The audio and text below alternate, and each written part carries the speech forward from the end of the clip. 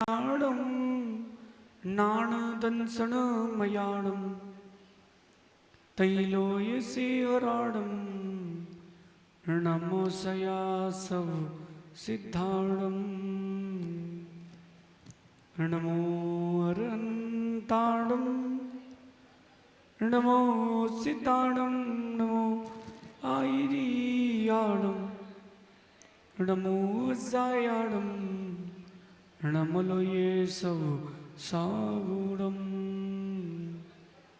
अनंत अनंत परम सिद्ध भगवंतों की, देवादि देव 1008 श्री आदिनाथ भगवान की, आचार्य भगवान गुरु और विशुद्ध सागर जी महाराज की, 3 कम 9 कोटि मां महाराजों की, पंच कल्याणक प्रतिष्ठा महा महोत्सव की, श्रुत संबे की मुनि श्री आदित्य सागर जी महाराज की, समस्त मुनि संघ की,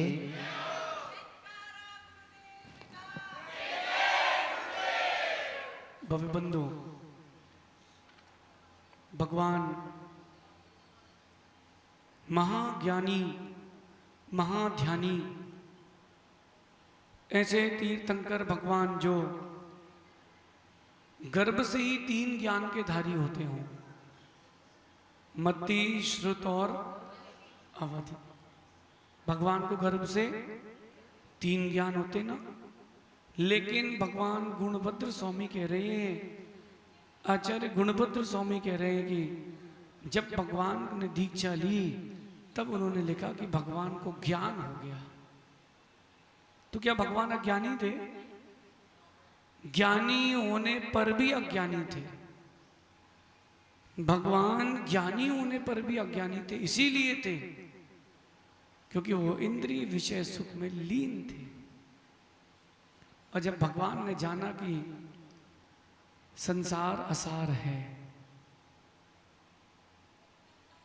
तब भगवान को ज्ञान हो गया। उस ज्ञान का नाम है भेद विज्ञान।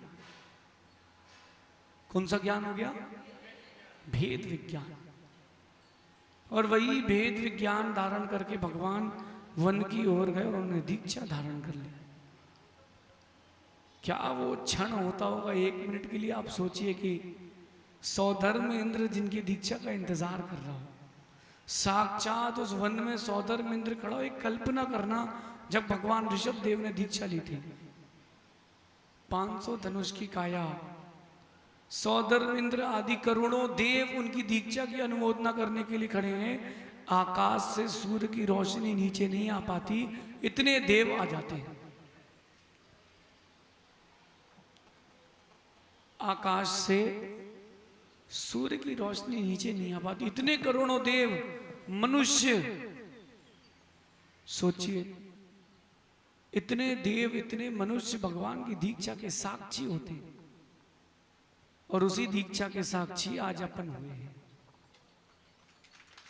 आप अपनी आंखों को धन्य मानना, मैं अपने हाथों को धन्य मानता हूं। जब कभी कहीं पंचकरण की बात आती है ना, तो गुरुजी ने एक ही बात बोली, बेटा जब तक भगवान ना बन जाओ तब तक भगवान बनाते रहना। जब तक आप भगवान ना बन जाओ तब तक भगवान बनाते रहना। क्या पता भगवान बनाते बनाते एक बार भगवान की दृष्टि पड़ जाए, तुम्हारी भी भगवत्ता प्रकट हो जाए। लेकिन सिर्फ भगवान ही नहीं बनाना, मंदिर में पुजारी भी होना चाहिए। यहां पारा के कितने लोग हैं जो पारा में ही रहते हैं?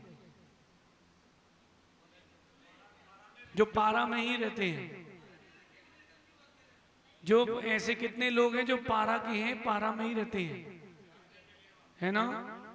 तो जितने पुरुष वर्ग महिला वर्ग हैं, आप पूजन अभिषेक करेंगे बिल्कुल आपके साथ इन भगवान के दर्शन के लिए। तो पता नहीं हम फिर तरसेंगे, और आपके तो घर में भगवान है।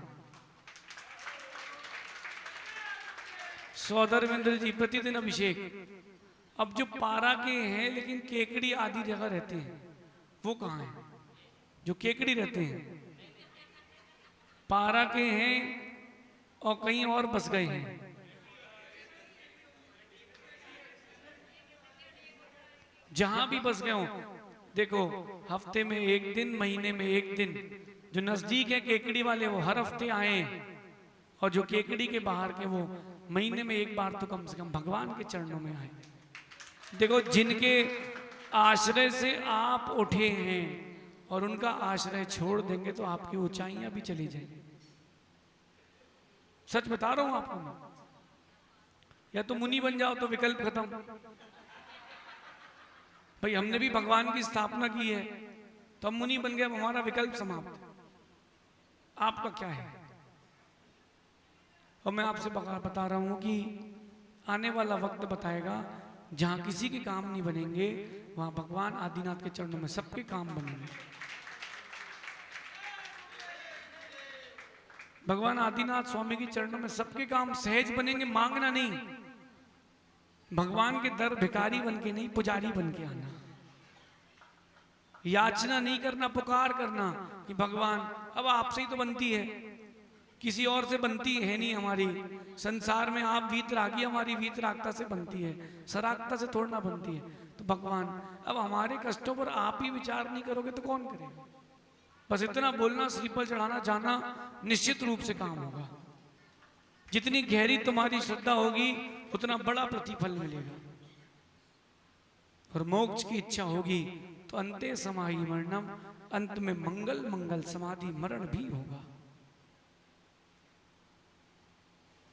कल आज तो सारे भगवानों के भी दीक्षा संस्कार हुए।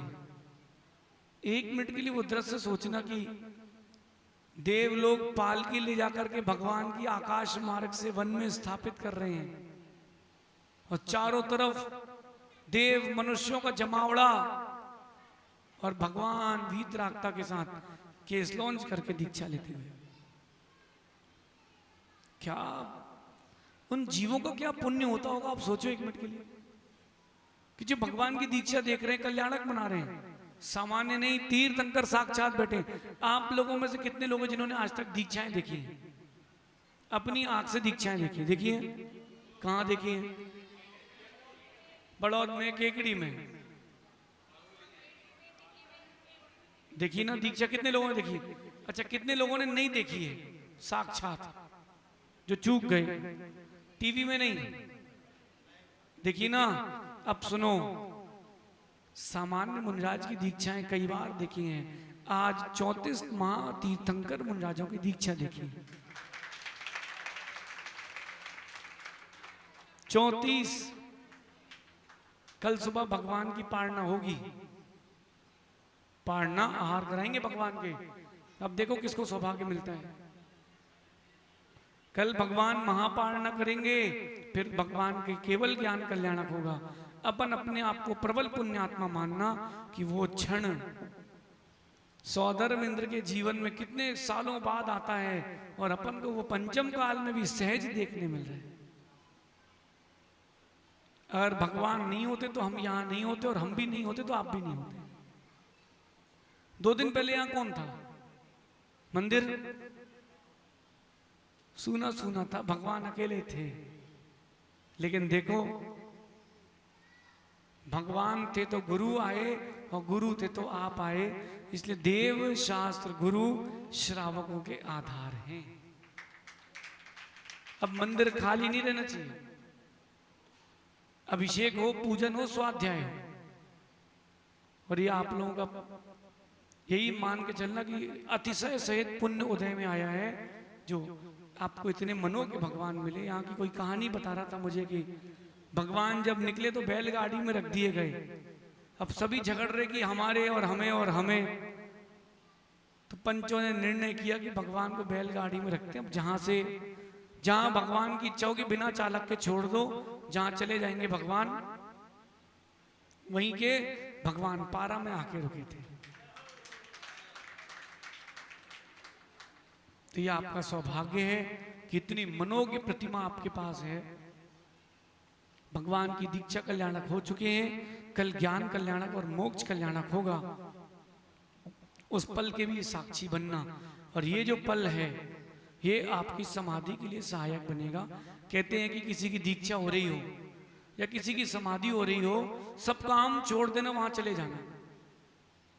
किसी की समाधि चल रही हो, दीक्षा हो रही हो, 100 काम छोड़ देना और वो देखने चले जाना, सम्मेद शिखर जी की यात्रा भी टाल देना, लेकिन समाधि और दीक्षा देखना उस समय जो विशुद्धि बनती है वो कभी नहीं बनती है। आप सभी ऐसे ही मंगल परिणामों के साथ भगवान के आगे के कल्याणक बनाए। ये हमारी 38 वर्ष की उम्र का 38वां पंचगणक है। पारा में नंबर अच्छा सेट हुआ है। हमारे जीवन को 38 वर्ष हो गए हैं, लेकिन अभी पिछले कुछ 5-6 वर्ष में ये हमारे 38वां नंबर का पंचगणक है। स्वतंत्र रूप से कहीं ना कहीं भगवान अतिशयकारी भगवान ऋषभ देव का नियोग था। आप सभी ऐसे ही भगवान के कल्याणक बनाए। दीक्षा देखी है इस भावना के साथ कि हमारी भी एक दिन निर्वाण दीक्षा हो। भगवान महावीर स्वामी की आचार्य